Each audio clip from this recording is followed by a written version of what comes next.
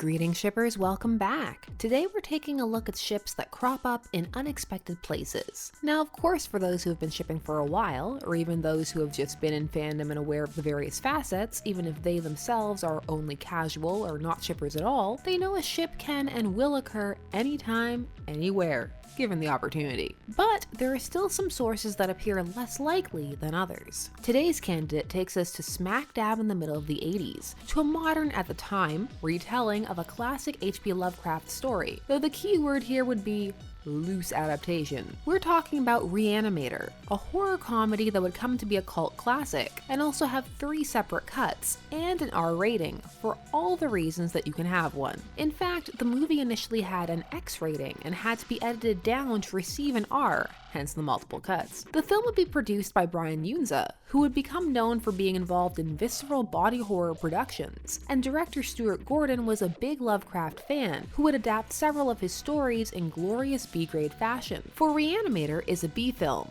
but in all the best senses of the word, that is, if one is a fan of B-movie fare. B-movies can have a bit of a bad reputation. The B in them literally stands for budget, and this movie definitely fits that bill, being produced for under $1 million, and so B-films can at times be associated with a lack of quality, but for a time it also spoke to a certain level of aesthetic and cheese that was particularly well received in the horror genre, if the production itself was genuine and putting in an honest effort to be entertaining. And Re-Animator is definitely trying to tell its story well. So, what is Re-Animator about? Well, like the short story upon which it is based, which was titled Herbert West, Re-Animator, the movie also centers around Herbert West, a university student obsessed with defeating death and reanimating the dead, hence the title, Re-Animator. However, from there we diverge wildly. The film introduces an everyman character for the audience to follow, since the eccentric West is hardly a sympathetic protagonist. So instead, we are given Dan Cain, a fellow medical student who he rents a house with, who serves as much more of the focal point, and with whom we see a lot of the film's events. Cain is also the one who forms emotional connections and reacts realistically, well, for a horror film, to the events unfolding around him. These connections include to his fiancée, Megan Halsey, and to Herbert West, with whom he forms a fast and baffling friendship. Why baffling? Well, West, played by consummate character actor Jeffrey Combs, is presented as disconnected, obsessed, and completely divorced from normal human attachments or sentiment. In fact, the only person he seems to even kind of like is Dan. Dan, for his part, finds himself almost instantly helping Herbert with his experiments, and far more amiable to what is happening than one would expect. They're swept up in events, and then there's Dan Cain. Cain finds out about the reanimation agent, or reagent, and the fact that it works when West reanimates his dead cat, who he hated, and Dan is more impressed by this than anything. He's presented as slightly in awe of West, despite also being privy to all his flaws. He even sides with West over his fiancée for a bit, who is also the dean's daughter, because of course she is. Set up out of the way, the film takes off as a case of science gone wrong and man tampering with forces he really shouldn't. But don't forget, it's also billed as a horror comedy, so it is entirely over the top. Not exactly a candidate for a film many would expect to come out of with a ship.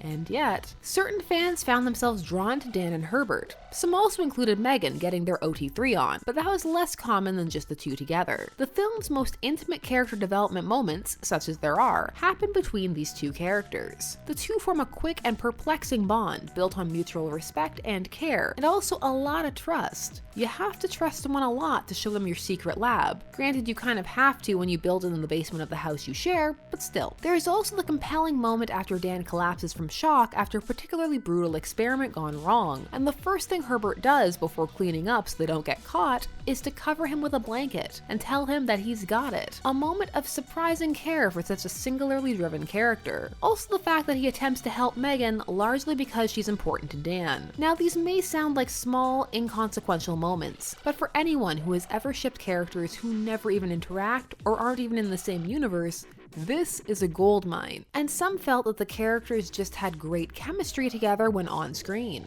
On top of what is presented in the released cut, the director's cut features deleted scenes. Some of these scenes focus on the two, including a sequence where Dan walks in on Herbert injecting himself with his own reagent. Why? 'Cause reasons. And just goes in and helps him. Again, there is Swept Up by Events, and there is Dan Cain. He will help you inject yourself with your own mad scientist juice. This moment in particular led to many fics of Dan helping Herbert to wean off taking his own reagent. This scene got cut because drug use. Had to get down to that R rating somehow.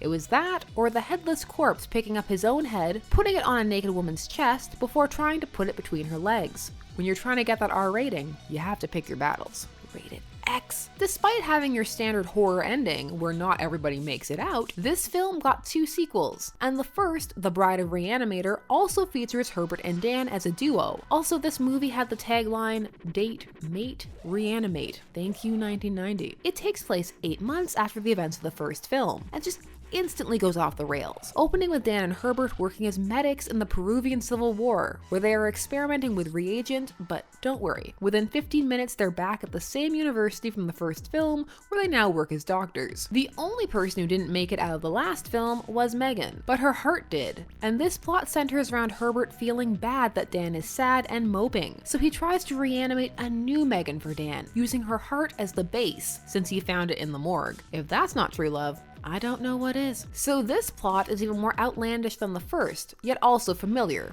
Bride of Frankenstein, basically, but revolves around Herbert, again uncharacteristically trying to do something for Dan, the only person he cares about other than his work. Yes, this movie kept the ship alive. Of course it did. Also, Cain has a new girlfriend in this movie, so Herbert, what are you doing? Sadly, the third film, Beyond Re-Animator, released in 2003, does not feature Dan.